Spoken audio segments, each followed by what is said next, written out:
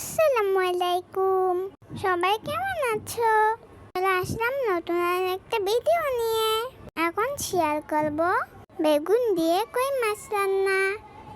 প্রথমে মাছগুলোকে ভালোভাবে ভেজে নেব। তারপর পরিমাণ মতো তেল দিয়ে কিছুটা পেঁয়াজ কুচি দেব। ভালোভাবে ভেজে নেব। পেঁয়াজগুলো ভালোভাবে ভাজা হয়ে গেলে পরিমাণ মতো পানি দিয়ে দেব। কিছুক্ষণ নাড়াচাড়া করে হলুদের গুঁড়া মরিচের গুঁড়া দিয়ে দেব। মশলাগুলো ভালোভাবে কষিয়ে পরিমাণ মতো লবণ দিয়ে দেব। আগে থেকে কেটে রাখা আলুগুলো দিয়ে দেব। আলু ছাড়া বেগুন তরকারি মজা লাগে না। তারপর বেগুনগুলো দিয়ে দেব। বেগুন ও আলুকে ভালোভাবে কষিয়ে নেব। রান্নার জন্য পরিমাণ মতো পানি দিয়ে দেব।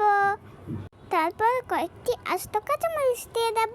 কিছুক্ষণ রান্না করার পর ভেজে রাখা মাছগুলো দিয়ে দেব।